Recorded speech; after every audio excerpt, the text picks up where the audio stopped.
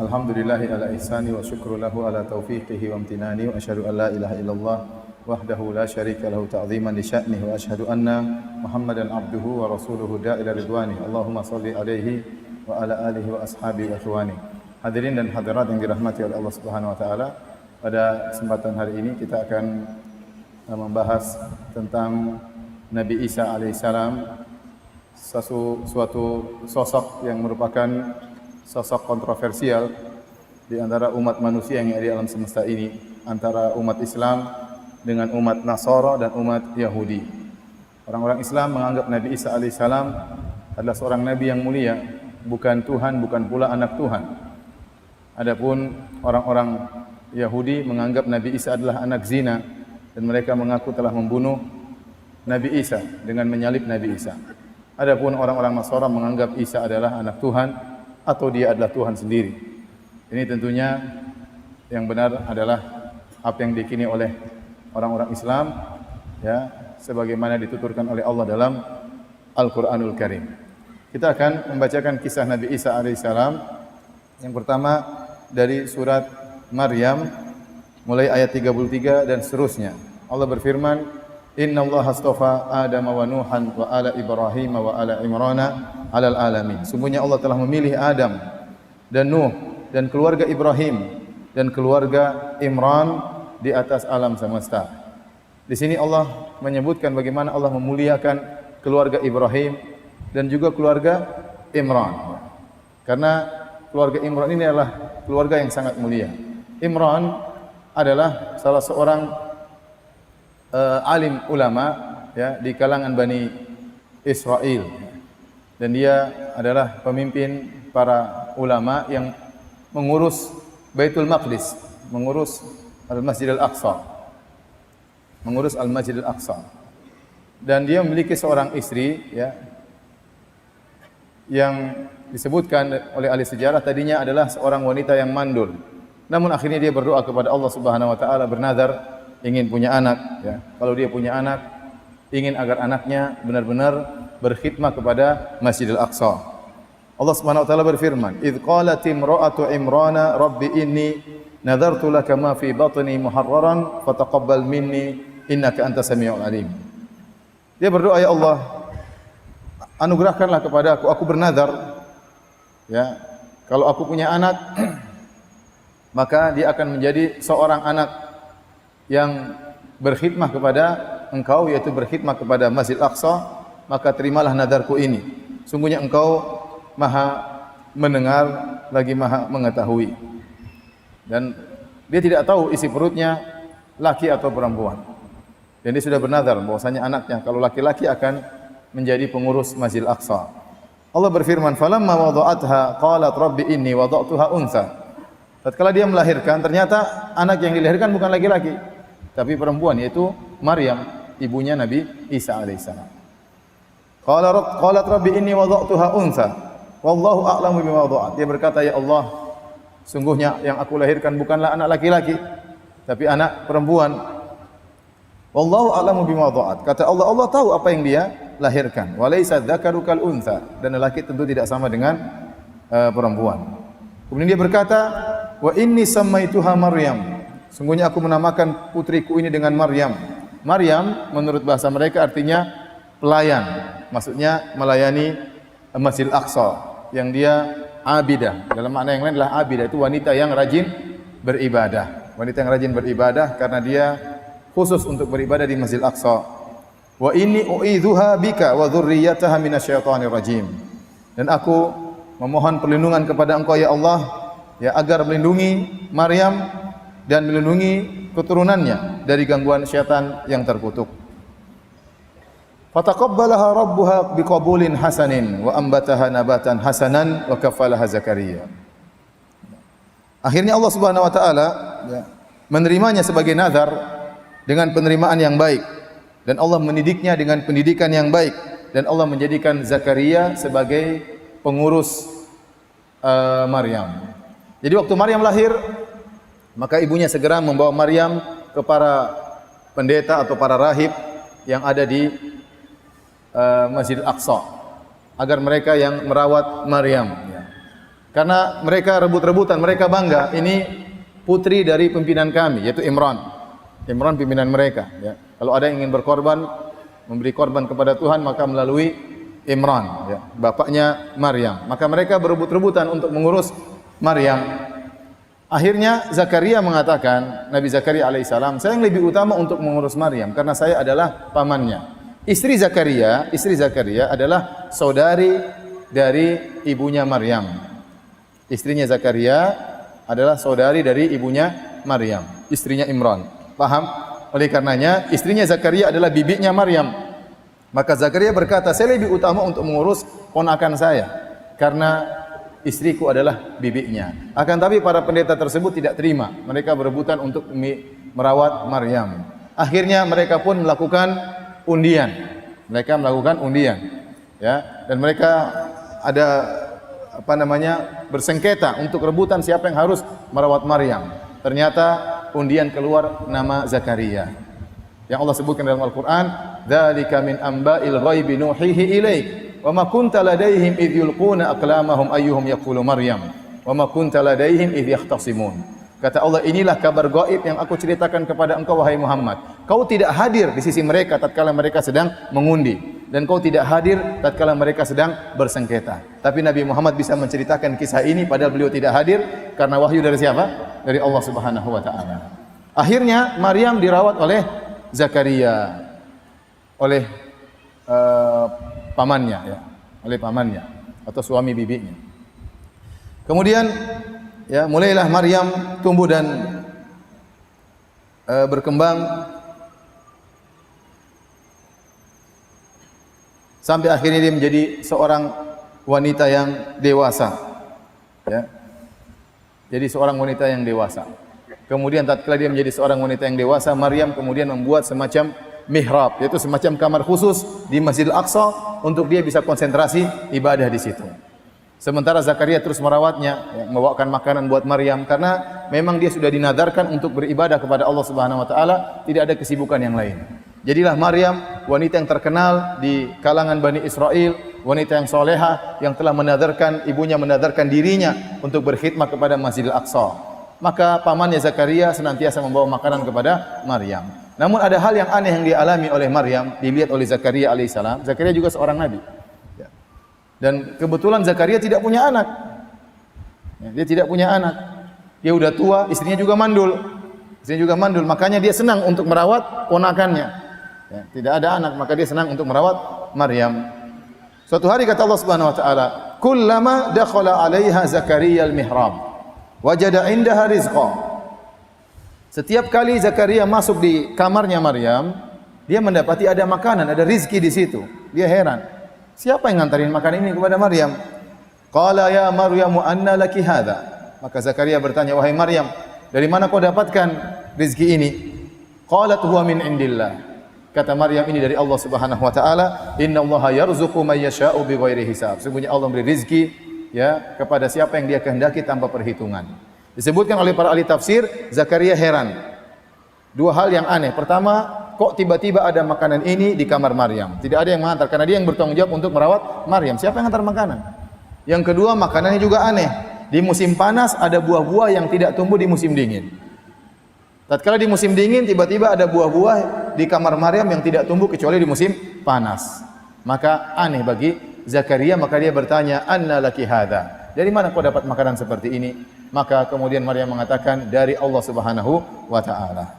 Disitulah kemudian Allah berfirman, "Hunalika da'a Zakaria rabbah." Maka tatkala itu Zakaria pun berdoa kepada Allah Subhanahu wa taala, qala rabbi habli min ladunka dzurriyyatan thayyibah. Ya Allah, anugerahkanlah kepadaku keturunan yang baik, innaka antas sami'ud du'a. Sungguhnya Engkau Maha mendengar dan mengabulkan doa. Tadinya Zakaria sudah tidak ada harapan untuk punya anak. Pertama dia sudah sangat tua dan istrinya mandul. Tapi tatkala dia melihat keajaiban Maryam yang tinggal di mihrab saja, tahu-tahu ada makanan datang dan makanannya pun aneh. Di musim dingin tiba-tiba ada buah-buah yang tidak tumbuh kecuali di musim panas, dan di musim panas tiba-tiba ada buah yang tidak muncul tidak keluar kecuali di musim dingin. Maka dia melihat ada keajaiban pada Maryam. Maka tatkala itu dia memberanikan diri untuk berdoa kepada Allah minta agar punya anak. Yang Allah abadikan dalam Di awal surat Maryam. Inni wahanal azmu minni washta'ala ar-ra'su shayba wa lam akum bidu'aika rabbi syaqiyya wa inni khiftul mawaliya min wara'i wa kanat imra'ati aqira fahab li min ladunka waliya. Dia mengatakan, ya Allah, sungguhnya aku sudah sangat tua, tulangku sudah sangat lemah, rambutku sudah beruban. Orang kalau sudah tua susah punya anak. Kemudian istriku mandul, tapi saya tidak pernah putus asa dari doamu ya Allah. Maka dia pun berdoa dan ternyata Allah kabulkan hingga dia punya anak namanya Yahya. Intinya hadirin dan hadirat yang dirahmati oleh Allah Subhanahu wa taala, mulailah Maryam semakin terkenal di kalangan Bani Israel ya, bahwasanya dia adalah seorang wanita yang sangat salehah, bertakwa kepada Allah Subhanahu wa taala. Dan dia sudah bertekad untuk ya berkhidmah kepada Masjid Aqsa ya. Sampai akhirnya Allah Subhanahu wa taala ingin memberi kemuliaan kepada Maryam dengan memberikan seorang anak tanpa bapa, yaitu Nabi Isa alaihissalam. Allah sebutkan kisah bagaimana Maryam mengandung, bagaimana ujian yang dia alami tatkala melahirkan Nabi Isa. Allah Subhanahu wa taala berfirman dalam surat Maryam ayat 16 dan seterusnya. Kata Allah, "Wadhkur fil kitabi Maryama idzin tabadat min ahliha makanan syarqiyya." Dan sebutkanlah atau ingatlah dalam Al-Qur'an tentang kisah Maryam, ceritakan tentang kisah Maryam. Tatkala dia menjauh dari keluarganya di suatu tempat di sebelah timur Masjidil Aqsa. Itu dia ingin lebih konsentrasi. Ya, dia agak menjauh, kemudian dia membuat suatu tutupan. Fattakhadat min dunihim hijaban. Dia membuat suatu hijab menghalangi dia agar orang tidak ada yang mengganggu dia untuk dia bisa konsentrasi beribadah. Tujuannya dia menjauh ke arah timur, meninggalkan Masjidil Aqsa untuk lebih konsentrasi beribadah, dan dia pasang hijab. Tiba-tiba Allah uji. Fa arsalna ilaiha ruhana fatamatsala laha basharan sawiyya.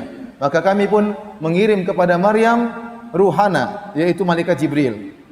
Fatamatsala laha basharan sawiyya, dan malaikat Jibril menjelma menjadi seorang lelaki yang sawiyya. Sawiyya itu artinya sempurna, sangat tampan. Sangat tampan, malaikat Jibril menjelma menjadi seorang lelaki yang sangat tampan. Kemudian dia bertemu dengan Maryam. Maryam kaget. Dia sudah pasang hijab, tiba-tiba muncul lelaki yang sangat tampan di hadapan Maryam. Maka dia pun segera berkata, qalat inni a'udzu birrahmani minka in kunta taqiyya. Maka segera dia berlindung kepada Allah. Dia seorang wanita digoda dengan lelaki yang tampan seperti ini, tempat yang jauh tidak ada yang lihat. Ini godaan berat bagi Maryam. Apalagi laki tersebut sangat tampan karena dia adalah malaikat Jibril. Maka langsung dia berkata, a'udzu birrahmani minka. Aku berlindung kepada Allah dari engkau, dari godaanmu. Dia menyangka lelaki ini ingin melakukan keburukan. Dia menyangka lelaki ini ingin menzinahinya, ternyata ingin merayunya, ternyata itu malaikat Jibril. Kemudian dia mengatakan, in kunta taqiyya, kalau kau memang bertakwa. Dia ingatkan, pertama dia meminta perlindungan dari Allah untuk dirinya, yang kedua dia ingatkan, wahai fulan, hendaknya kau bertakwa kepada Allah Subhanahu wa taala, jangan menggodaku. Kemudian malaikat Jibril menjawab, dan ini menunjukkan ya Maryam ya alaihi salam adalah seorang wanita yang suci ya. Wa Maryam badata Imran allati ahsanat farjaha. Dan Maryam yang telah menjaga kemaluannya. Ya, wanita yang suci, tidak sebagaimana tuduhan orang-orang Yahudi yang mengatakan Maryam adalah wanita yang berzina dengan seorang tukang kayu. Sehingga lahirlah Isa alaihissalam. Ya, tatkala dia digoda oleh seorang lelaki yang tampan seperti ini, dia segera berlindung kepada Allah Subhanahu wa taala, bahkan dia ingatkan, bertakwalah engkau kepada Allah Subhanahu wa taala. Akhirnya Jibril pun berkata, qala innama ana rasulu rabbiki li ahbalaki gulaman zakiyya. Sungguhnya aku adalah utusan dari Tuhanmu untuk mengabarkan engkau akan mendapatkan anugerah seorang anak yang suci. Maryam lebih kaget lagi. Qalat anna yakunu li gulamun wa lam yamsasni basharun wa lam aku baghiya. Bagaimana aku bisa punya anak sementara aku tidak pernah disentuh oleh lelaki sama sekali, dan aku bukanlah wanita pezina. Dan benar kata Maryam, seorang wanita tidak mungkin punya anak kecuali dengan dua cara ini. Disentuh oleh lelaki, atau dia wanita pezina sehingga hamil di luar nikah. Bagaimana saya bisa punya anak, kata Maryam? Wahai malaikat, bagaimana saya bisa punya anak? Tidak ada laki yang pernah menyentuhku. Walam yamsasni bashar. Dan ini kalimat yang indah dalam Al-Quran. Aku tidak pernah disentuh oleh seorang laki pun. Walam aku bagiya, dan aku bukan seorang wanita pezina. Apa kata malaikat Jibril? Qala kadzaliki qala rabbuki huwa alayya hayyin. Demikianlah Rabbmu mengatakan itu mudah bagiku. Kalau ingin menghadirkan, menganugerahkan anak tanpa lelaki mudah bagi Allah Subhanahu wa taala. Walinaja'alahu ayatan linnas, agar ini dijadikan sebagai bukti kekuasaan Allah. Allah bisa menciptakan manusia tanpa bapak. Wa rahmatan minna, dan sebagai rahmat dari kami. Wa kana amran maqdiya, dan ini suatu perkara yang sudah ditetapkan. Tidak bisa kau menghindar wahai Maryam, kau pasti punya anak. Maka benarlah, ya. Akhirnya setelah itu Maryam pun mengandung. Allah menceritakan bagaimana Maryam tatkala mengandung. Kata Allah, "Fahamalathu fantabadat bihi makanan qasiyya." Maka dia pun mengandung. Antum bayangkan, Maryam bingung apa yang harus dia lakukan. Dia dikenal sebagai wanita yang soleha, wanita yang suci. Tiba-tiba kalau pulang ke kampung tahu-tahu mengandung, apa kata orang? Kalau dia bilang ini datang tiba-tiba, orang enggak ada yang percaya. Mau daftarkan 100 saksi bahwasanya saya hamil tanpa disentuh lelaki, tidak ada yang percaya, tidak ada yang percaya. Zaman dulu tidak percaya, apalagi zaman sekarang, apalagi zaman now. Siapa yang mau percaya dia punya anak tanpa disentuh lelaki? Itu bayangkan bagaimana nafsiyatuha, ya, bagaimana kejiwaan psikologi Maryam tatkala itu. Berat. Akhirnya waktu dia mengandung, dia semakin menjauh. Takut dilihat oleh orang, takut jadi bahan pembicaraan orang. Bagaimana orang tahu kalau dia dalam kondisi hamil? Apa kata orang kampung, apa kata keluarganya, apa kata masyarakat, apa kata pendeta-pendeta. Sementara dia dikenal sebagai wanita yang soleha. Ujian yang sangat besar bagi Maryam. Kata Allah, "Fahamalathu fantabadat bihi makanan qasiyya." Dia pun mengandung Nabi Isa alaihissalam. Maka dia pun pergi ke tempat yang lebih jauh lagi. Qasiyya itu jauh. Kemudian fa'aja'ahal makhadhu ila jidhin nakhlah. Tatkala dia mau melahirkan, maka dia kesakitan. Dia kesakitan. Kata para ahli tafsir, terkumpul bagi dia 3 kesulitan. Pertama, ya, dia kesakitan, sakit ingin melahirkan. Kemudian dia kelaparan, kemudian dia kehausan, tidak ada orang juga. Dia sakit, kemudian lapar, kemudian haus. Terpaksa dia harus mencari sesuatu untuk dia makan, sementara dia sudah sangat kesakitan ingin melahirkan. Kata Allah, fa'aja'ahal makhadhu ila jid'in nakhlah. Akhirnya rasa sakit itu mengantarkan dia untuk pergi ke korma, ke pohon korma. Kemudian dia berkata, qalat ya laitani mitu qabla hadha wa kuntu nasyan mansiya. Maka dia berangan-angan, seandainya saya meninggal, ya, sebelum terjadinya hal ini ujian berat sekali. Seandainya saya tidak dikasih ujian dengan ujian seperti ini. Dia tidak bisa milih karena Allah mengatakan wa kana amran maqdiya, kau tidak bisa menghindar Maryam, kau pasti punya anak. Dia mengatakan seandainya ada pilihan, saya ingin meninggal sebelum diuji seperti ini. Wa kuntu nasyan mansiya, dan saya orang yang terlupakan, tidak ada yang sebut-sebut saya. Kenapa? Karena ujian berat yang dia rasakan, kalau ketahuan orang bagaimana? Apa kata masyarakat?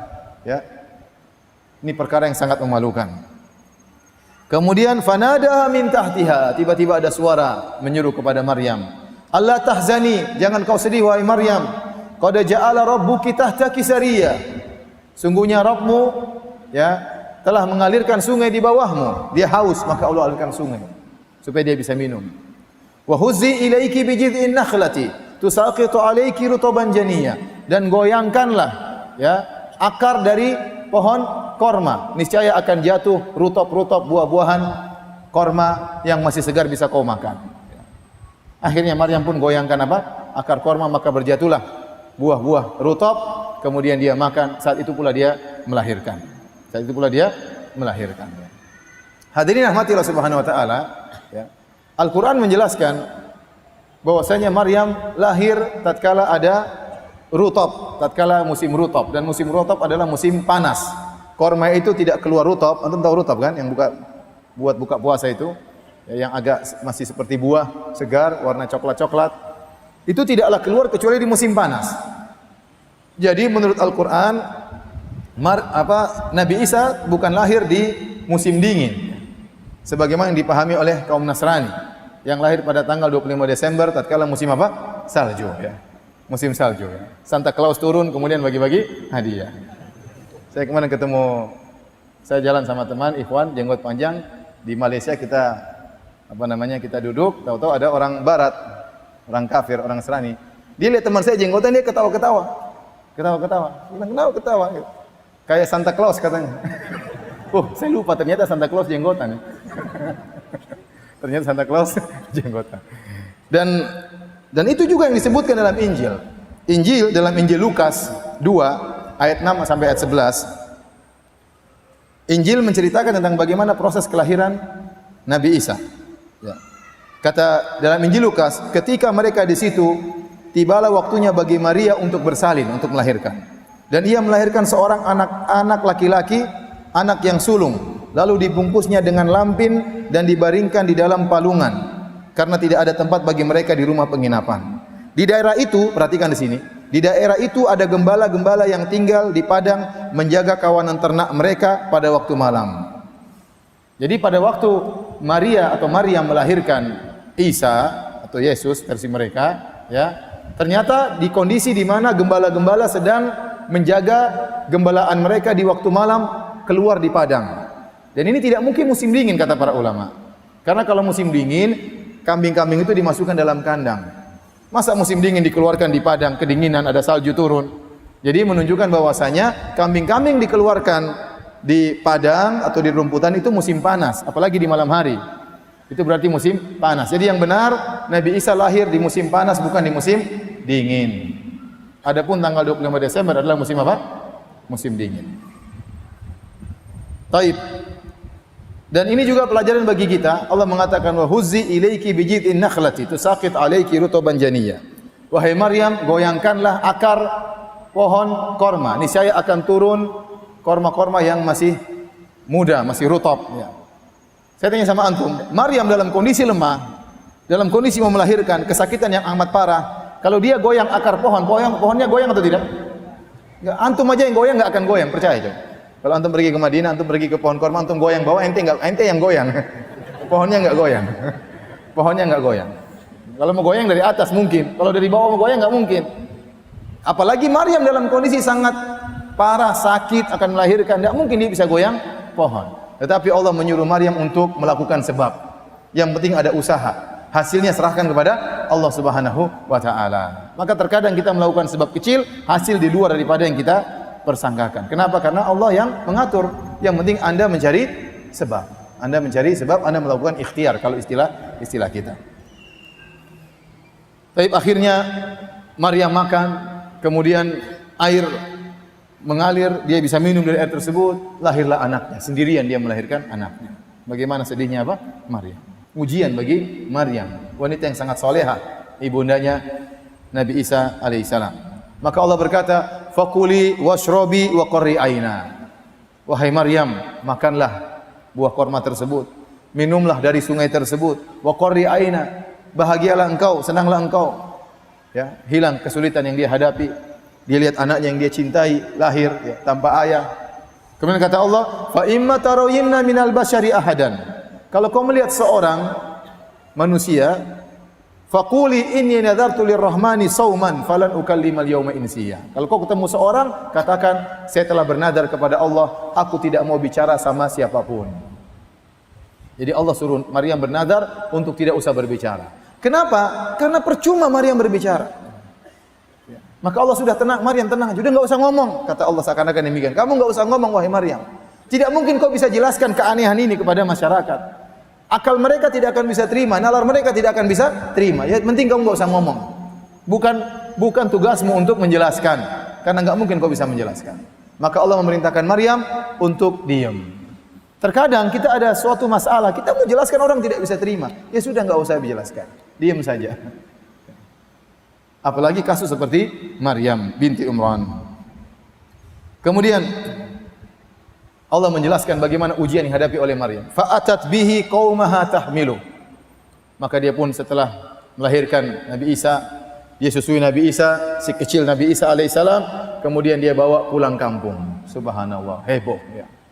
Ini Maryam yang dikenal sebagai wanita soleha, yang mengkhidmahkan dirinya kepada Masjidil Aqsa, yang tidak pernah berkenalan dengan seorang lelaki pun, yang tidak pernah tersentuh oleh seorang lelaki pun, yang selama ini menghilang, kita kira dia beribadah, ternyata dia berzina. Ujian berat dihadapi oleh Maryam. Maka dia pun bawa anaknya tahmilu, dia gendong. Orang-orang mulai mengingkari. Qalu ya Maryamu laqad ji'ti syai'an fariya. Wahai Maryam, sungguh kau telah melakukan kemungkaran yang sangat besar. Ya ukhta Harun, ma kana abuki imra'a sau'in wa ma kanat ummuki baghiyah. Kok bisa kau seperti ini wahai saudarinya Harun? Ya, bisa jadi Maryam punya saudara namanya Harun ya. Bukan Nabi Harun ya. Nabi Harun ya, bukan tinggal di zaman Maryam ya. Maryam jauh setelah Nabi Harun ya. Tetapi mereka Bani Israel dahulu menamakan anak-anak mereka dengan nama-nama para nabi ya. Jadi ada yang menyangka, Ustaz, apakah Maryam saudaranya Nabi Harun? Tidak ya. Nabi Harun saudaranya Nabi Musa. Maryam jauh sekali di bawah itu ya. Zamannya sangat jauh. Tetapi mereka Bani Israel menamakan anak-anak mereka dengan nama-nama para nabi. Maka mereka berkata, "Ya ukhta Harun, wahai saudarinya Harun. Kenapa kau bisa demikian? Makana abuki imra'a sau', ayahmu bukan orang buruk. Wa makanat ummuki baghiyah, ibumu juga bukan pezina. Kok kamu bisa begini? Kamu nuruni siapa? Dari mana bisa seperti ini?" Jelas bapaknya siapa? Imran. Bapaknya Imran, pemimpin para pendeta. Ibunya wanita soleha, dikenal oleh masyarakat. Bagaimana kamu bisa demikian? Ini dalil bahwasanya menguatkan pada umumnya buah jatuh tidak jauh dari pohonnya. Itu pepatah orang Indonesia, dan itu ada benarnya karena anak-anak tumbuh berkembang dengan didikan orang tua, dan pengaruh orang tua sangat besar. Kata Nabi SAW, kullu mauludin yuladu alal fitrah fa abawahu yuwahhidanihi au yunassiranihi au yumajjisanihi. Setiap anak dilahirkan dalam kondisi fitrah, kedua orang tuanya lah yang merubah dia menjadi Yahudi atau Nasrani atau Majusi. Pengaruh orang tua sangat besar. Kalau orang tua di rumah sering bohong, anaknya jadi nanti suka tukang bohong. Kalau orang tua di rumah sering angkat suara teriak-teriak, anaknya juga, putrinya nanti. Kalau seorang wanita di rumah suka teriak-teriak sama suaminya, nanti putrinya juga suka teriak-teriak sama suaminya. Kalau bapaknya pelit, anaknya juga pelit. Ini pada umumnya, namun tidak harus demikian. Namun pada umumnya demikian, buah jatuh tidak jauh dari pohonnya. Kalau pepatah Arab mengatakan, faman syabaha abahu fama zalam. Barang siapa yang mirip dengan bapaknya, maka dia tidak berbuat zalim. Wajar kalau dia mirip dengan bapaknya. Ya. Ada anak saya cerita sama saya, dia gibahi temannya. Abi, teman saya pelit sekali Abi. Dalam hati saya tahu bapaknya juga pelit sama. Tapi saya tidak jawab begitu sama anak saya. Jadi akhlak anak tidak jauh dari akhlak orang tua. Ini pada umumnya, namun tidak selalu demikian. Ya. Oleh karenanya, Maryam tidak bisa menjawab. Mereka tanya, kenapa bisa punya anak? Ayo Maryam, kenapa bisa punya anak? Allah sudah bilang jangan ngomong. Kamu sudah bernazar tidak akan bicara sama siapapun. Tidak ada cara lain. Maryam fa asyarat ilaih. Maryam bilang, tanya anak saya. Asyarat ilaih. Dia tidak ngomong, tapi dia mengisyaratkan agar kalian bertanya kepada putraku Nabi Isa. Qalu kaifa nukallimu man kana fil mahdi sabiyya. Kata mereka, wahai Maryam, jangan aneh-aneh. Gimana kita bisa ngomong sama anak kecil masih disusuin? Jadi Maryam sudah aneh, sekarang jadi kayak begini, suruh ngomong sama anak kecil. Bayangkan ya, kalau kita mungkin stres kayak begini, Maryam yang Allah uji dia, Allah tahu dia mampu untuk menghadapi ujian. Saking beratnya ujian sampai-sampai tadi kita sebutkan dia berangan-angan sudah meninggal sebelum datang ujian ini. Karena dia khawatir tidak bisa menghadapi ujian yang berat, perkataan manusia, omongan manusia tentang harga dirinya.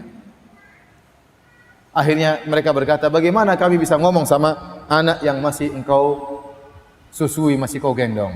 Tiba-tiba Nabi Isa berkata, ngomong Nabi Isa, qala inni abdullah, sungguhnya aku ini adalah hamba Allah. Ataniyal kitaba wa ja'alani nabiyya. Allah telah berikan kepadaku Injil dan Allah akan menjadikan aku seorang nabi. Wa ja'alani mubarakan aina ma kuntu, dan Allah menjadikan aku berkah dimanapun aku berada, yaitu aku akan mengajarkan ilmu dimanapun aku berada. Nabi Isa adalah seorang guru, di mana saja dia mengajarkan ilmu kepada murid-muridnya. Dimanapun dia berada dia berkah. Wa awsani bis salati waz zakati ma dumtu hayya, dan Allah telah mewasiatkan kepada aku, memerintahkan aku untuk salat dan untuk bayar zakat selama aku masih hidup. Wa barram bi walidati, dan Allah telah memerintahkan aku untuk berbakti kepada ibundaku ini. Walam yaj'alni jabbaran syaqiyya, dan Allah tidak menjadikan aku seorang yang sombong, ya, orang yang angkuh dan orang yang sengsara. Wassalamu alayya yauma wulidtu wa yauma amutu wa yauma ub'atsu hayya, dan keselamatan akan aku rasakan tatkala aku lahir, tatkala aku meninggal, dan tatkala aku dibangkitkan. Benar, Nabi Isa mendapat keselamatan tatkala dia lahir. Dia tidak diganggu. Jadi semua anak diganggu setan sehingga menangis, Nabi Isa lahir dalam kondisi tidak menangis. Karena ibunya, istrinya Imran, neneknya Nabi Isa pernah berdoa, inni u'idzuha bika wa dzurriyyataha minasyaitonir rajim. Ya Allah, aku minta perlindungan kepada Engkau agar setan tidak mengganggu putriku Imran dan agar tidak mengganggu keturunannya. Itu Nabi Isa alaihissalam. Baik. Setelah itu, apakah Nabi Isa berbicara terus? Jawabannya tidak. Menurut pendapat ulama, Nabi Isa cuma ngomong sebentar saja untuk menghilangkan tuduhan kepada Maryam bahwasanya dia seorang wanita pezina. Maka Allah menjadikan Nabi Isa bisa berbicara. Oleh karena Nabi Isa, menurut pendapat yang rajih, pendapat yang kuat, ya, dipilih oleh Asy-Syaukani dan yang lainnya, Nabi Isa bukan menjadi seorang nabi sejak kecil. Keberadaan dia bisa ngomong bukan menjadikan dia nabi sejak kecil. Kalau dia jadi nabi, dia sudah berdakwah masih kecil kan susah kan? Sudah apa? Innal hamdalillah nahmadu. Masih kecil repot.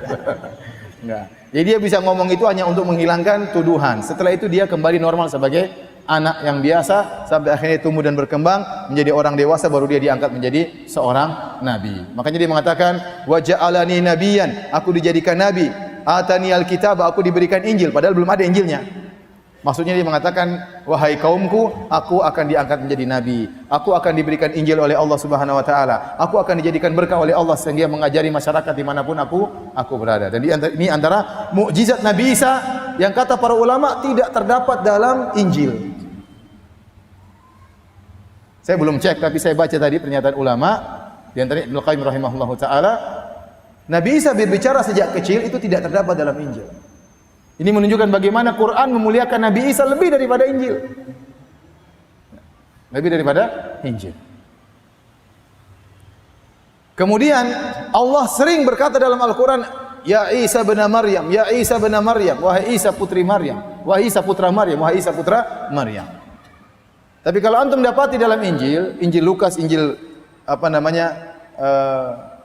Yohanes atau Injil yang lainnya, antum mendapati mereka sebutkan silsilah nasab Nabi Isa. Disebutkan dalam buku Injil bahwasanya Nabi Isa itu lahir dari Maryam yang suaminya namanya Yusuf An-Najjar. Sehingga kalau disebut nasabnya Yesus bin Yusuf bin Hali. Ada Yesus bin Yusuf bin Yakub. Jadi disebutkan nasab Nabi Isa sampai kepada Nabi Daud. Islam tidak. Ya. Islam tidak bahwasanya Maryam lahir tanpa ayah, dan tidak ada hubungannya dengan Yusuf An-Najjar, tidak ada. Maryam tidak pernah dilamar oleh Yusuf, ya, An-Najjar, apalagi menikah dengan Yusuf, apalagi punya anak dari Yusuf, tidak ada. Aneh dalam Injil disebutin nasabnya Nabi Isa. Isa bin Yusuf bin Yakub bin sampai bin Daud. Ini dibantah oleh para ulama Islam bahwasanya Maryam tidak sama sekali menikah dengan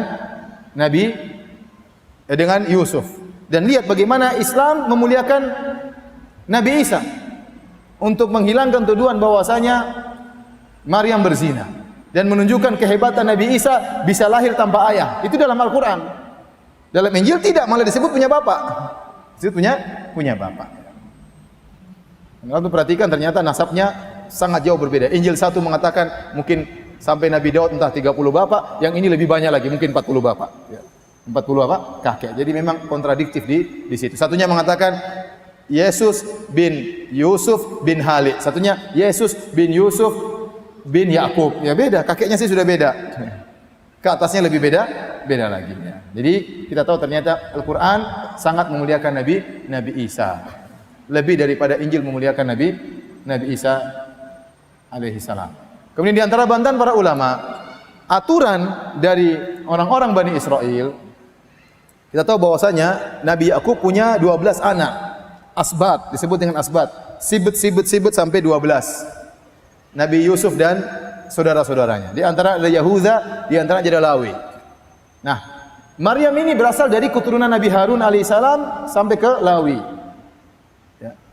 Adapun Yusuf An-Najjar dari keturunan Nabi Daud alaihissalam. Dan dalam aturan Bani Israel tidak boleh satu sibet nikah dengan sibet yang lain. Jadi kalau Yusuf harus nikah dengan wanita dari keturunan dia itu, dari keturunan sibet ini. Jadi mereka ada 12 apa? 12 nenek moyang. 12 suku lah. Ya. Satunya salah satunya suku Yusuf, Nabi Yusuf alaihissalam. Nanti suku Yahuda, suku siapa dan seterusnya. Ya. Jadi secara aturan tidak mungkin Yusuf berani melamar Maryam karena secara keturunan mereka berbeda dan tidak boleh dalam aturan Bani Israel satu sibet suku menikah dengan suku yang lain meskipun sesama Yahudi. Jadi ini menguatkan bahwasanya Maryam melahirkan Nabi Isa tanpa bapak dan ini mukjizat Nabi Isa alaihissalam. Taib. Maka Allah berfirman, "Dzalika Isa bin Maryam, qaulul haqqi alladzi fihim yamtarun." Itulah Nabi Isa bin Maryam, perkataan yang benar yang mereka perselisihkan tentang siapa hakikat Nabi Isa. Maka lillahi ayattakhidha min waladin subhana. Allah tidak pernah punya anak, Allah tidak pernah mengambil anak. Ya, seandainya Allah punya anak, anak tersebut memang harus disembah. Makanya Allah mengatakan, "Qul in kana lirrahmani walad fa ana awwalul abidin." Katakanlah kalau Allah punya anak, aku yang pertama kali sembah anak tersebut. Ya. Karena anak mesti mirip dengan bapaknya.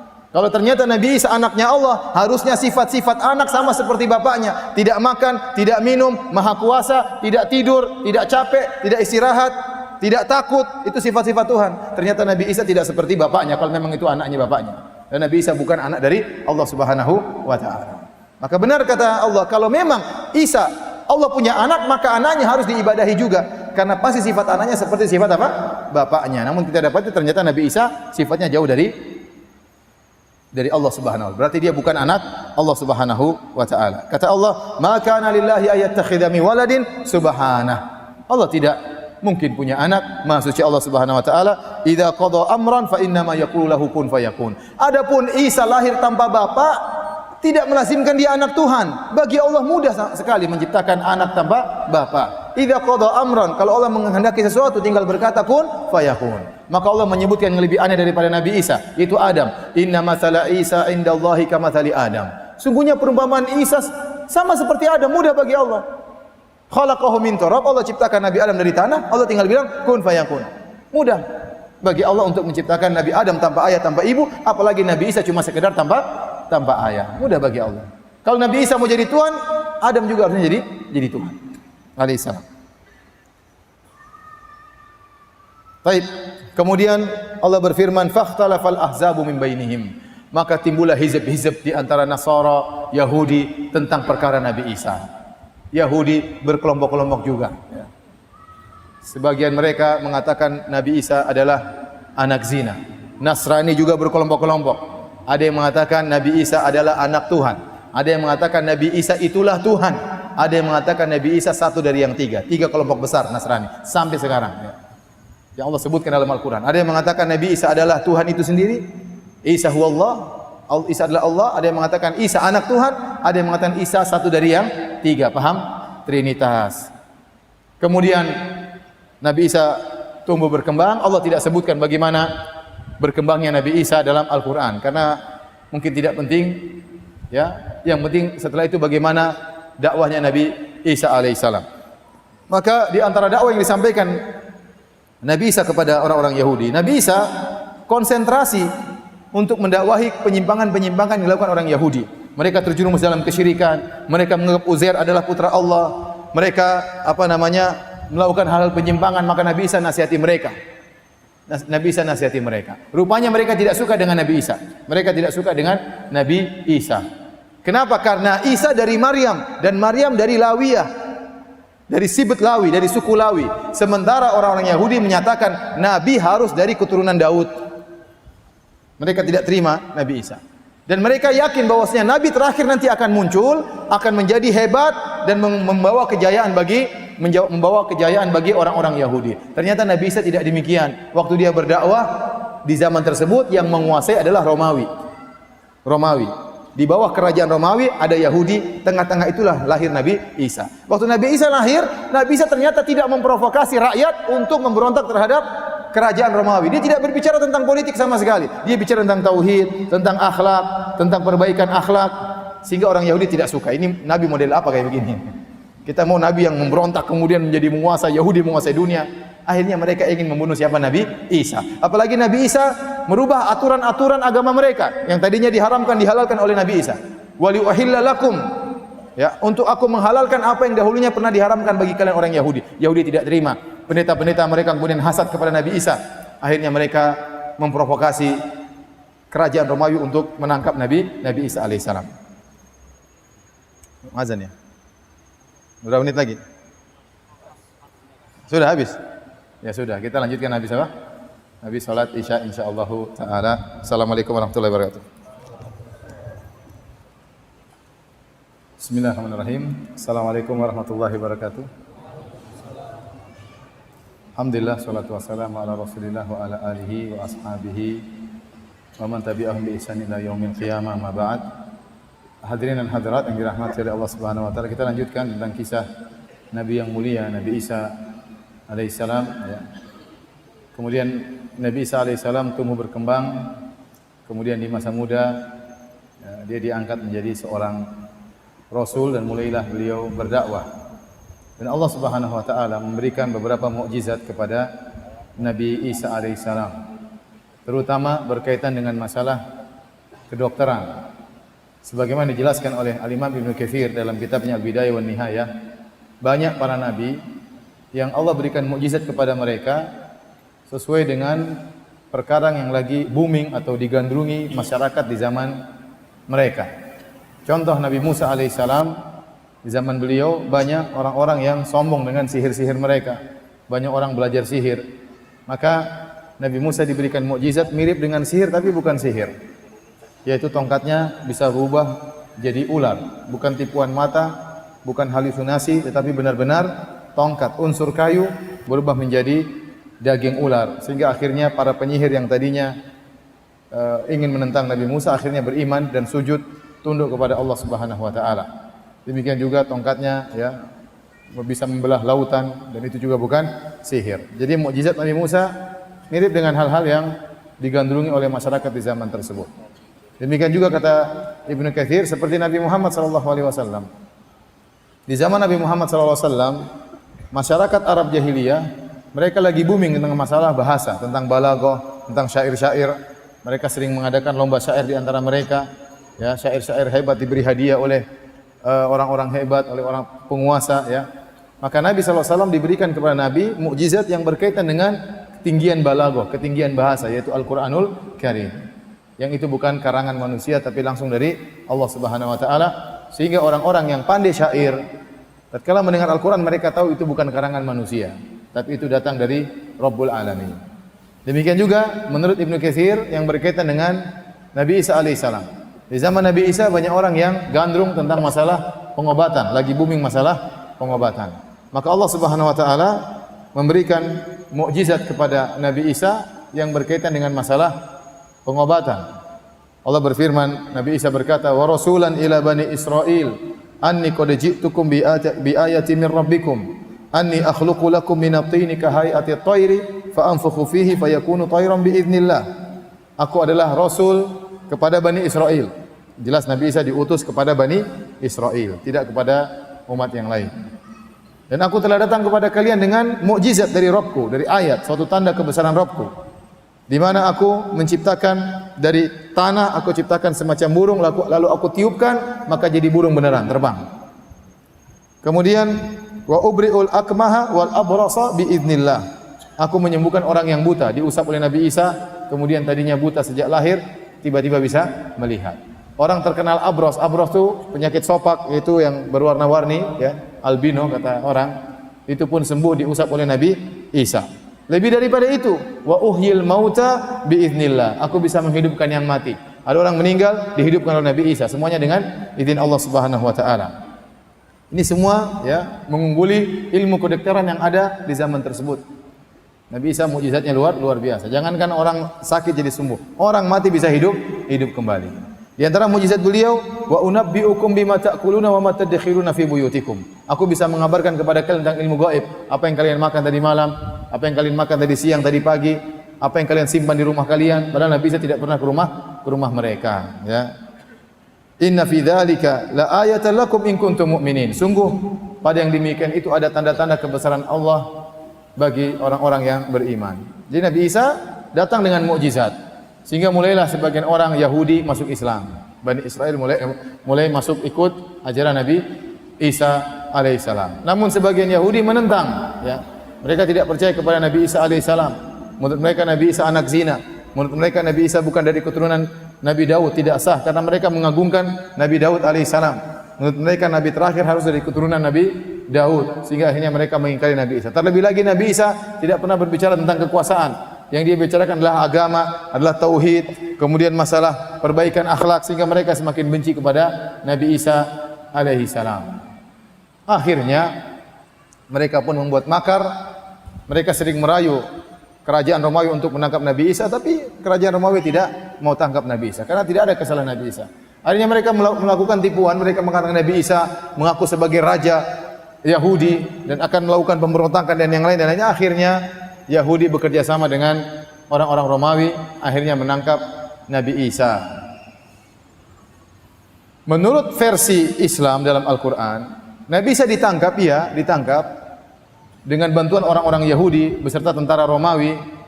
Namun Nabi Isa tidak disalib dan tidak dibunuh. Allah membantah perkataan orang-orang Yahudi. Wa qaulihim inna qatalnal masiha Isa bin Maryam wa Rasulullah. Dan perkataan mereka yang mengatakan inna qatalnal masiha Isa bin Maryam Rasulullah, sungguh kami orang Yahudi telah berhasil membunuh Isa putranya Maryam yang seorang rasul utusan Allah, ya. Subhanallah. Orang Yahudi ini bejatnya luar biasa. Di antara hobi mereka adalah membunuh nabi, ya. Ada nabi yang tidak sesuai dengan selera mereka, mereka bunuh. Coba kalau antum diutus ke suatu kaum pengajian yang hobinya bunuh ustaz, ya, mengerikan. Ustaznya enggak selera dibunuh, mengerikan. Yahudi di antara kebrengsekan mereka, bejatnya mereka hobinya bunuh nabi. Ya. Allah ulang-ulang dalam Al-Qur'an, wa qatlihimul anbiya. Ya. Mereka suka membunuh para nabi. Di antaranya mereka mengaku membunuh Nabi Isa dan mereka ingin bunuh memang. Mereka ingin bunuh Nabi Isa. Maka mereka bangga mereka, inna qatalnal masiha Isa bin Maryam Rasulullah. Kami telah berhasil membunuh Isa bin Maryam, utusan Allah. Bayangkan, sudah tahu itu utusan Allah, mereka bunuh. Allah bantah, wa ma qataluhu wa ma salabuhu walakin syubbiha lahum. Mereka tidak pernah membunuh Nabi Isa, mereka tidak pernah menyalib Nabi Isa, tapi ada orang yang diserupakan kepada Nabi Isa. Itu yang mereka tangkap, itu yang mereka salib, itu yang mereka bunuh. Kata Allah, wa ma qataluhu yaqina. Mereka sebenarnya tidak yakin kalau telah membunuh Nabi Isa. Bar rafa'ahu Allahu ilaihi, tapi Allah telah angkat Nabi Isa. Allah selamatkan Nabi Isa. Ini versi Islam. Nabi Isa selamat, tidak dibunuh oleh mereka, ya, diselamatkan oleh Allah Subhanahu wa taala, diangkat ke langit. Dan akan turun nanti menjelang hari kiamat. Akan turun menjelang hari kiamat untuk menyelesaikan segala kontroversial tentang dirinya. Dia akan jelaskan saya seorang nabi. Dia akan turun menjalankan syarat Nabi Muhammad SAW. Hidup kalau tidak salah 7 tahun. Kemudian meninggal dunia, kemudian dikuburkan sebagaimana nabi-nabi yang lain. Sehingga jelas bahwasanya yang benar Nabi Isa bukanlah Tuhan dan bukan juga anak zina, ya, sebagian pernyataan Yahudi, tapi dia seorang nabi yang mulia yang dimuliakan oleh orang-orang Islam. Ya. Hadirin hadirat yang dirahmati oleh Subhanahu wa taala. Ini versi Islam. Adapun versi Nasara atau versi Injil maka berbeda-beda, ya. Injil Barnaba mengatakan bahwasanya Nabi Isa, ya, waktu mau ditangkap maka ada seorang yang diserupakan dengan Nabi Isa. Diserupakan, ya. Kemudian dialah yang ditangkap, ya. Dialah yang ditangkap. Dikenal dengan Yudas Iskariot atau Yahuda Iskariot. Yahuda Iskariot, ya. Dan Injil-Injil lain juga menyatakan demikian. Ada beberapa versi di antara Injil-Injil. Jadi Injil itu banyak, ya. Tapi banyak Injil yang tidak dianggap. Di antara Injil Barnaba yang dianggap Injil Lukas, Matius, Yohanes, ya. Banyak Injil Barnaba tidak dianggap, Injil ini tidak dianggap. Dan kalau antum perhatikan Injil itu tidak seperti Al-Qur'an. Kalau Al-Qur'an kan langsung qul ya ayyuhal kafirun, qul huwallahu ahad. Tapi kalau antum perhatikan Injil itu seperti hadis-hadis kalau versi kita. Jadi Yohanes, Lukas, Matius sedang menceritakan tentang riwayat kehidupan Nabi Isa. Seperti hadis seperti kita. Jadi bukan seperti khitabnya, bukan pernyataannya bukan langsung dari Allah. Adapun Al-Qur'an tidak, langsung Allah yang berfirman. Ya ayyuhal muddatsir kum fa'andzir, wahai yang berselimut bangunlah. Siapa yang bicara? Allah. Tapi kalau antum baca Nabi Injil enggak. Yesus kemudian ke sini, Yesus kemudian begini, Yesus kemudian ngomong, itu seperti hadis. Jadi sebenarnya Injil itu bukan ya firman Allah Subhanahu wa taala secara murni, tapi sudah ada mengalami perubahan-perubahan. Karena tata cara susunannya tidak seperti Al-Qur'anul Karim yang kita lihat bahwasanya khitab, pembicaraan langsung datang dari Tuhan Rabbul Alamin. Tetapi kalau Injil Matius, Lukas itu seperti rawi-rawi hadis. Abu Hurairah meriwayatkan hadis dari Nabi sallallahu alaihi wasallam, Umar meriwayatkan hadis dari Nabi sallallahu alaihi wasallam, ya sahabat meriwayatkan dari Nabi sallallahu alaihi wasallam. Seperti itu, ya. Jadi kalau versi mereka, Nabi Isa benar-benar ditangkap. Benar-benar ditangkap. Ya, karena Nabi Isa harus ditangkap dan harus disalib untuk menebus dosa warisan yang diwariskan oleh Nabi Adam alaihi salam. Dan ini ya tidak pernah diajarkan oleh Nabi Isa alaihi salam. Inilah khurafatnya orang-orang Nasara. Sehingga khurafat ini mengantarkan mereka menganggap Nabi Isa adalah anak Tuhan, ya. Taib. Hadirin dan hadirat yang dirahmati oleh Allah Subhanahu wa taala, saya ingin jelaskan secara sederhana tentang khurafat ini, ya. Jadi, orang-orang Nasara punya keyakinan bahwasanya Adam alaihissalam waktu dia makan buah khuldi, dia bersalah, maka dia berdosa. Tatkala dia berdosa diturunkan ke dunia, maka dosanya menjadi dosa turunan. Jadi dosa turunan. Setiap anak Adam yang lahir dari keturunan Adam semuanya sudah membawa dosa warisan. Adapun Islam tidak demikian. Wala taziru waziratu wizra ukhra. Alla taziru waziratu wizra ukhra. Tidak ada seorang menanggung dosa orang lain. Islam meyakini kalau ada anak baru lahir bersih dari segala dosa. Makanya orang yang berhaji hajinya mabrur, kata Nabi sallallahu alaihi wasallam, raja'a min dzunubihi ka yaumin waladathu ummuhu. Barang siapa yang hajinya mabrur, maka dia bersih dari dosa-dosanya seperti baru lahir dari perut ibunya. Bagaimana anak baru lahir kita bilang dia berlumuran dosa? Menurut khurafatnya mereka, persangkaan mereka, filosofi mereka, setiap anak keturunan Adam itu pasti membawa dosa warisan. Nah, dosa warisan itu akan terus ada sampai kepada seluruh anak keturunan Adam. Dan itu tidak bisa dihapuskan kecuali dengan sesuatu yang suci. Yang suci itu hanyalah Tuhan. Semua manusia tidak ada yang suci karena semuanya keturunan Adam dan semua keturunan Adam pasti sudah membawa dosa warisan. Oleh karenanya untuk bisa menebus dosa tersebut, ini filsafat mereka, ya, maka harus sesuatu yang suci yang bisa menebus. Siapa yang suci? Ternyata hanya Tuhan yang suci. Nah, Tuhan kalau turun ke bumi nggak bisa dengan model Tuhan yang sekarang, maka harus menjelma menjadi seorang manusia atau mengirim anaknya, kata mereka. Sebagian mereka mengatakan Isa adalah Allah, Allah adalah Isa. Kalau gitu terpaksa Allah Subhanahu wa taala, ya, ta'ala Allah amma yaqulun uluwan kabira, maka dia harus menurunkan levelnya, kemudian menjadi bayi dalam perut Maryam. Supaya ada sesuatu yang lahir dari zat yang suci, tidak ada dosa warisan. Kalau lahir dari manusia pasti ada dosa warisannya. Paham sampai di sini? Paham filosofi mereka? Itulah kenapa Allah harus turun masuk dalam perut Maryam, jadi anak bayi, kemudian dalam perut ibunya, ya. Kemudian sudah besar lahir disusui oleh ibunya, ya. Keluar dari rahim wanita, keluar dari kemaluan wanita, ya. Ini Tuhan ceritanya masuk dalam perut manusia. Ini semua sangat tidak logis. Bantahannya mudah, kita bilang, bukankah Maryam juga manusia? Maryam manusia tidak? Maryam ada dosa warisan atau tidak? Ya sama saja, Tuhan numbang sama ada yang punya dosa warisan. Kata mereka Maryam sudah dibersihkan, tidak ada dosa warisannya lagi. Nah, kalau Maryam bisa dibersihkan, ya sudah tinggal bersihkan saja, ngapain pakai Allah turun ke bumi kemudian masuk dalam perut manusia. Paham sampai sini? Tayyib. Akhirnya Nabi Isa harus ditugaskan anak Tuhan untuk bisa menebus dosa warisan tersebut. Caranya dia harus disalib. Caranya harus dia disalib. Tayyib. Saya tanya sama antum, kalau orang Nasara pelaku maksiat, dia di dunia, dia minum khamar, dia berzina, dia melakukan kejahatan, berarti terkumpul dalam dirinya dua dosa. Dosa warisan bawaan dari sejak lahir sama dosa yang dia buat sendiri. Paham? Baik. Kemudian Nabi Isa disalib. Berarti yang dibersihkan yang mana? Semua dosa apa cuma dosa warisan? Kalau mereka bilang semua dosa, ya sudah maksiat saja sebanyak-banyaknya, enggak ada masalah. Tapi kalau kata mereka yang dibersihkan cuma dosa warisan, lah dosa warisan dibandingkan dengan dosa ini enggak ada bandingannya. Terus apa faedahnya susah-susah Nabi Isa disalib, ternyata yang dihapuskan cuma dosa warisan, cuma makan buah.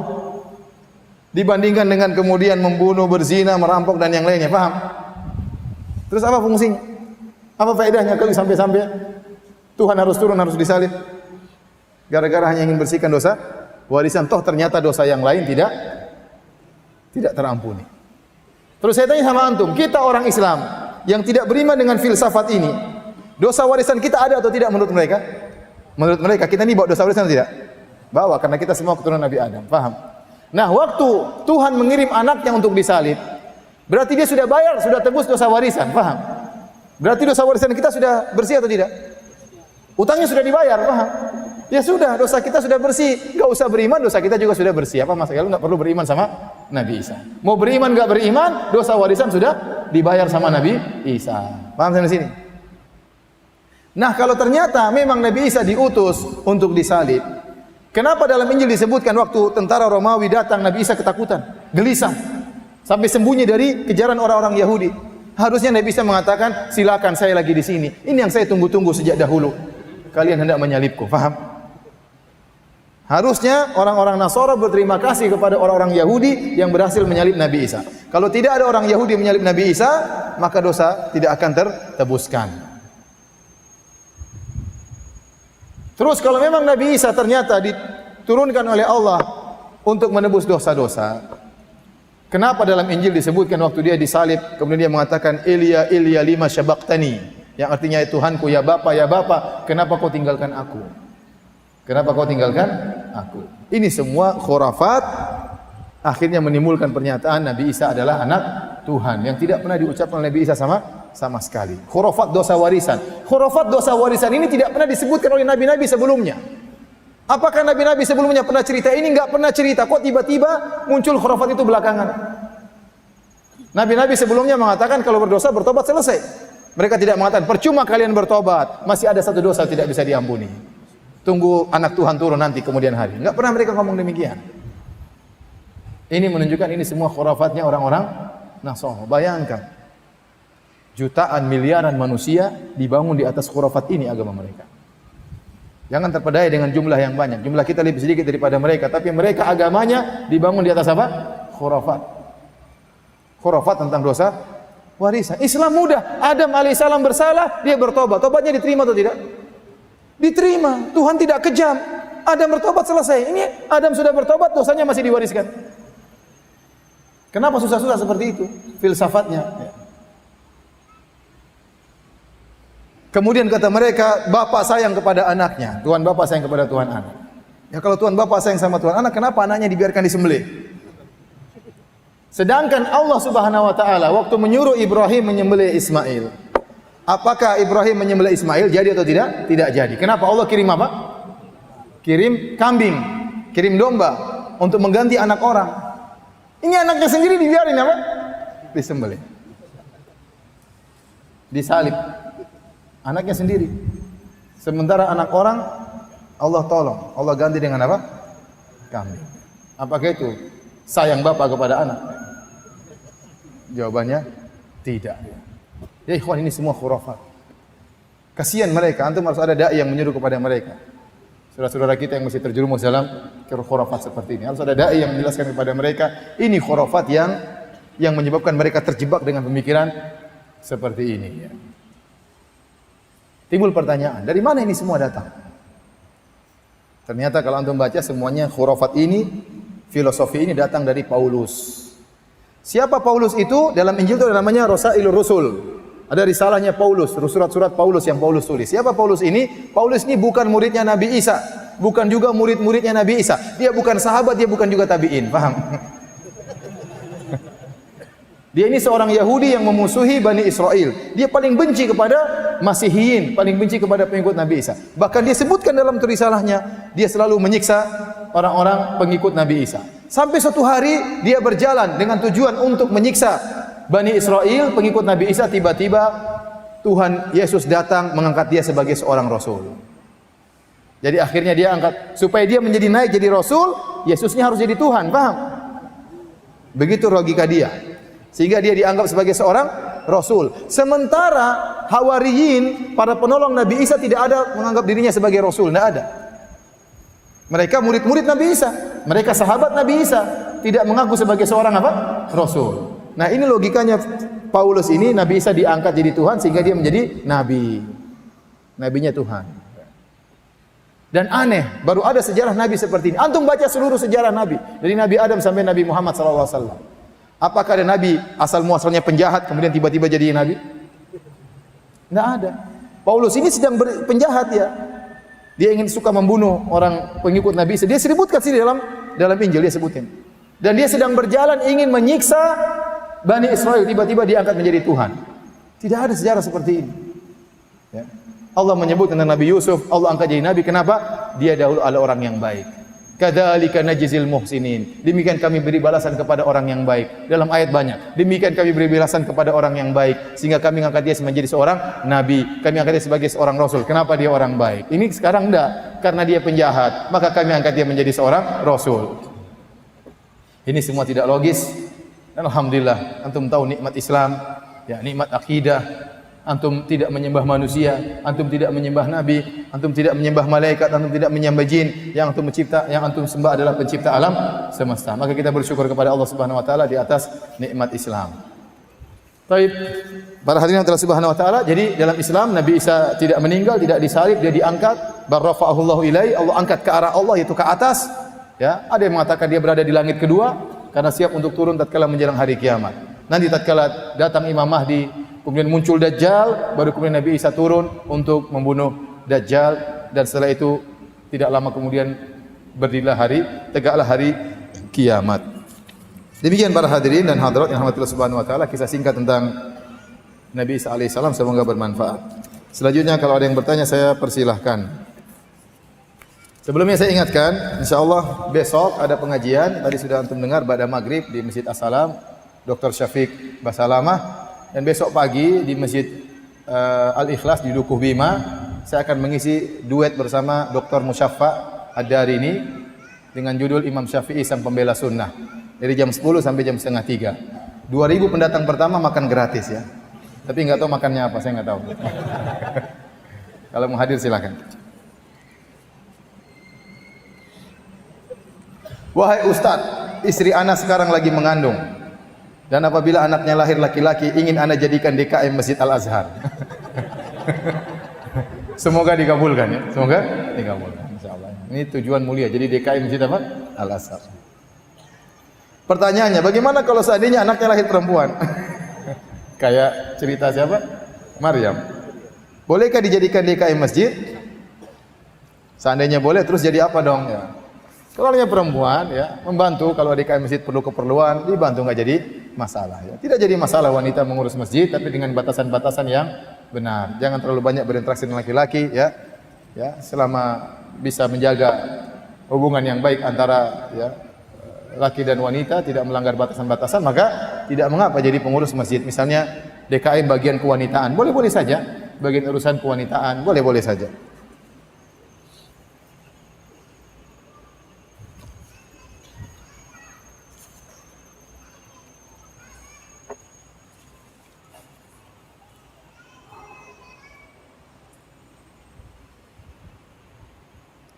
Koreksi, assalamualaikum Ustaz. Tadi Ustaz sempat bilang ada makan buah khuldi. Ya, ini saya sudah jelaskan dalam pengajian.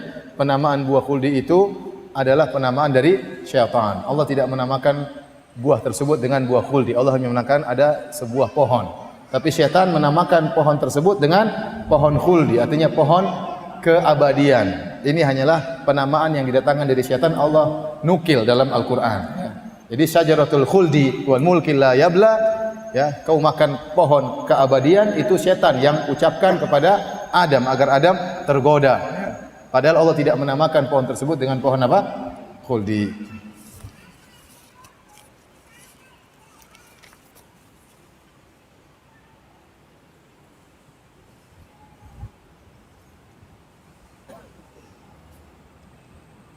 Ustaz, anak ingin bertanya, dalam Al-Quran dikatakan setiap yang bernyawa pasti mati. Nah, yang saya ingin tanyakan, apakah Nabi Isa sudah mati atau belum? Jawabannya belum. Ya. Nanti dia akan meninggal, dia turun, kemudian hidup seperti normal, 7 tahun kalau nggak salah, baru kemudian apa? meninggal. Baru kemudian meninggal untuk membuktikan dia bukan Tuhan. Dia bukan Tuhan. Oleh karenanya di antara bantahan kepada Nasara, terutama menganggap Trinitas atau Isa adalah Tuhan, Tuhan adalah Isa. Kita tanyakan, waktu Allah menjadi bayi dalam perut Maryam selama 9 bulan, siapa yang ngurus alam semesta? Siapa yang ngurus alam semesta? Sementara dia saja butuh asupan gizi dari rahim ibunya. Pertanyaan kedua, menurut keyakinan mereka Nabi Isa benar-benar disalib, benar-benar dibunuh. Setelah itu dikuburkan, digalek, dikubur. Setelah itu setelah beberapa hari jasadnya hilang, ternyata Nabi Isa bangkit kembali.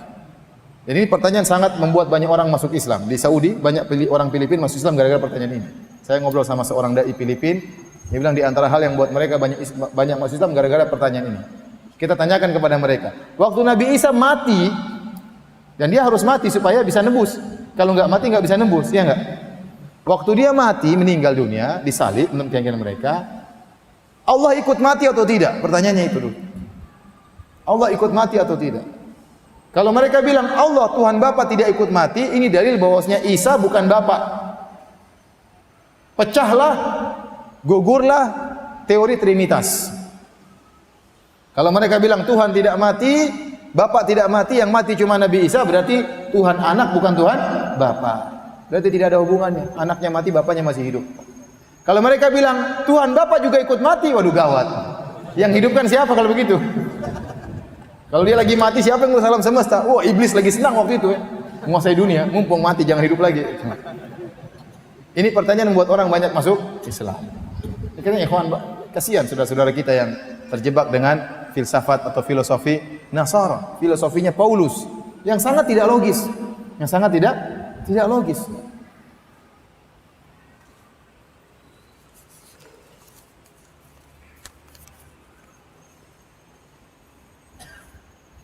Di akhir zaman siapa yang akan muncul lebih dahulu? Nabi Isa atau Ya'juj Ma'juj? Yang benar Nabi Isa terlebih dahulu.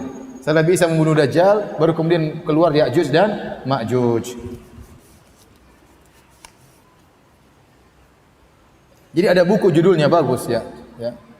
Rabihtu Muhammadan walam akhsar Isa. Bukunya bagus. Judulnya Rabihtu Muhammadan walam akhsar Isa. Artinya aku beruntung beriman dengan Nabi Muhammad dan aku tidak rugi dengan Nabi Isa. Artinya apa? Kalau orang Nasrani masuk Islam, dia beruntung beriman kepada Nabi Muhammad dan dia tetap cinta kepada Nabi Isa. Paham? Tetap Nabi Isa nabi yang mulia di sisi umat Islam. Nabi Isa mulia atau tidak? Sangat mulia. Terus apa yang menghalangi mereka masuk Islam? Anda masuk Islam, Anda tidak mencela Nabi Isa, bahkan Anda muliakan Nabi Isa. Hanya saja Anda meletakkan Nabi Isa pada tempatnya, pada kedudukannya yang sesungguhnya. Sama seperti bantahan terhadap orang-orang Syiah yang kita mengatakan, ya, kita rabihtu bi sahabah walam nahsar alal bait. Rabih Nabi sahabat, kita beruntung meyakini para sahabat mulia dan tidak mengharuskan kita membenci ahlul bait. Kita cinta ahlul bait dan kita juga cinta kepada para sahabat. Sementara mereka bikin logika, kalau cinta kepada ahlul bait harus benci kepada para sahabat. Itu tidak benar. Paham? Orang Syiah membuat logika, kalau cinta kepada ahlul bait harus benci kepada para sahabat. Sama orang Nasrani punya logika, kalau cinta kepada Isa sebagai Tuhan harus benci kepada Muhammad. Kita bilang orang Islam, kita cinta kepada Nabi Muhammad dan juga cinta kepada Nabi Isa. Kita cinta kepada sahabat, cinta juga kepada ahlul bait, tidak ada kontradiksi.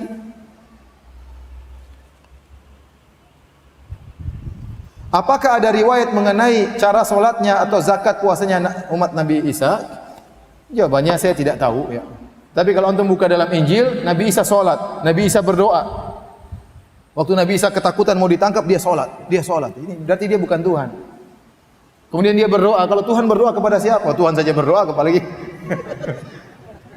dia berdoa berarti dia hamba.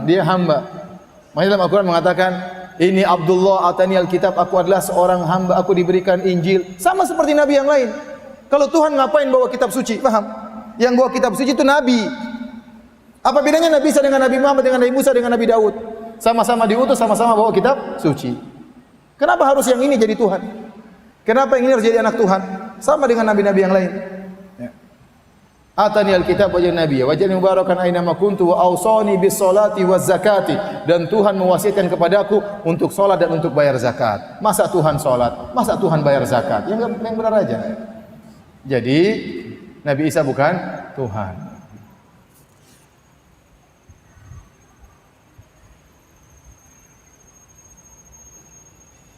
Anak pernah tanya, anak pernah dengar bahwa anak itu lahir fitrah beragama Islam dan yang menjadikannya Yahudi, Majusi, Nasrani adalah orang tuanya karena kurang mendidiknya. Kakak saya saat berusia dewasa akibat dari pernikahan dia murtad ikut agama suami. Jadi kakaknya murtad ikut agama suami. Apakah masih disalahkan orang tua apabila anak tersebut menjadi Nasrani setelah dewasa? Dan saya sebagai adiknya merasa bahwa orang tua saya cukup memberi pendidikan agama kepada anak-anaknya. Tergantung, kalau orang tua sudah berusaha menyampaikan, menasihati, anaknya murtad itu di luar kemampuannya. Tidak ada masalah. Ya. Yang penting dia sudah nasihati. Yang penting dia tidak ikut andil dalam mendukung pernikahan tersebut. Ya. Nabi Nuh anaknya juga apa? Kafir. Nabi Nuh istrinya juga kafir. Nabi Lut istrinya juga kafir. Dia sudah dakwah sudah. Ya. Yang penting kita punya hujah di hadapan Allah. Kalau Allah bertanya, kenapa putrimu jadi murtad? Kita bilang sih kita sudah berdakwah ya Allah. Saya sudah tegur, saya sudah kirim surat, saya sudah kirim ustaz, ya, tapi dia tetap tidak kembali. Itu berarti hidayah di tangan Allah Subhanahu wa taala. Tetapi anti sebagai adik atau antum sebagai adik jangan pernah putus asa. Kasih syubhat sama kakak antum. Ya, cerita. Gimana? Kita dialog dong. Kamu kan pernah Islam. Coba dialog, ya. Kasih syubhat, dia enggak terima enggak apa-apa. Terkadang orang kena syubhat, pertama tidak terima, lama-lama terima. Dialog saja, dialog. Enggak ada masalah, dialog. Oleh karenanya di luar negeri banyak orang-orang yang Nasrani jadi ateis. Karena mereka tidak bisa terima agama mereka, tidak logis. Tidak logis. Gereja-gereja kosong sampai dijual, dibeli sama orang Islam jadi masjid, banyak sekali. Banyak. Rata-rata masjid-masjid di Eropa, di negara-negara kafir, rata-rata asalnya apa? Gereja. Dibeli kemudian dijadikan masjid.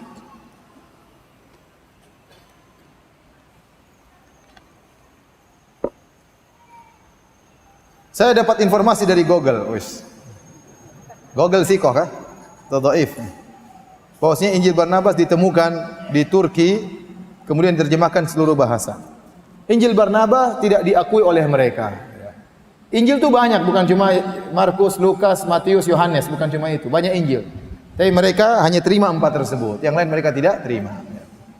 Padahal yang meriwayatkan Nabi Isa banyak, bukan cuma 4 orang ini. Di antaranya Barnabas, tapi mereka tidak terima. Apa standarisasi terima tidak terima? Tanyakan kepada mereka. Kenapa Injil itu ente tolak, kenapa Injil ente terima? Sementara Injil yang ente terima saja banyak kontradiktif. Allah mengatakan afala yatadabbaruna al-Qur'an walau kana min indi ghairillahi lawajidu fi ikhtilafan katsira. Tidakkah mereka mentadabburi Al-Qur'an? Kalau Al-Qur'an bukan dari Allah pasti banyak kontradiktif. Tentang bicara Nabi Isa saja saya bacakan sini perbandingan, ya. Tentang silsilah nasab Nabi Isa saja sungguh banyak jauh berbeda. Antara Injil Yohanes dengan antara Injil Lukas dengan Injil Matius. Nah ini. Jadi ada 3. Injil Lukas, Injil Matius, sama akhbar al-ayyam al-awwal. Kalau versi Injil Mata, nasab Nabi Isa sampai ke Nabi Daud cuma 32 bapak, 32 bapak. Jadi Isa bin Yusuf bin Yakub. Jadi mereka bukan Isa bin Maryam. Yang bilang Isa bin Maryam cuma Islam. Untuk memuliakan Nabi Isa. Bahwasanya Isa bukan anak seorang bapak pun, tapi dia langsung diciptakan Allah tambah bapak. Sementara dalam Injil Matius, bapaknya Nabi Isa sampai ke Nabi Daud 32 bapak. Jadi Isa bin Yusuf 1, bin Yakub, bin Matan, bin Alia Arzur dan seterusnya sampai bin Daud 32. Adapun Injil Lukas dari Yusuf sampai Daud jumlahnya 42, beda 10 bapak, beda 10 kakek. Ini sangat mencolok perbedaannya, paham? Ini kakek 10 datang dari mana ini tiba-tiba muncul 10 di situ? Adapun akhbarul ayyamul awwal kakeknya, ya. Tahu-tahu bin siapa ini? Bin Hanina sampai Daud cuma 22, cuma 23. Beda lagi 10. Satu 23 bapak, satu 32 bapak, satunya 42 bapak. Ini sangat kontradiktif. Nanti di antara kakeknya ada namanya yang beda juga kakeknya. Satunya namanya Yusuf bin Yakub, satunya namanya Yusuf bin Hali. Loh, ini kakeknya bisa beda. Bapaknya sama-sama Yusuf, kakeknya beda. Apakah ini dari Allah Subhanahu wa taala seperti ini? Ini kontradiktif, nggak mungkin digabungkan. Pasti satu benar, pasti satu salah. Tahu mana yang benar, mana yang salah? Apakah ada barometernya? Kalau kita Islam ada sanad. Ini hadis sahih, dhaif, ada sanadnya. Nah, Injil nggak ada sanadnya. Mana perawinya? Fulan an Matius. Fulan an Lukas. Nggak ada. Kita ada fulan an Abu Hurairah anin Nabi sallallahu alaihi wasallam. Ada, makanya di antara keistimewaan Islam adalah sanad. Sehingga keotentikan perkataan Nabi bisa kita pertanggungjawabkan karena ada sanad.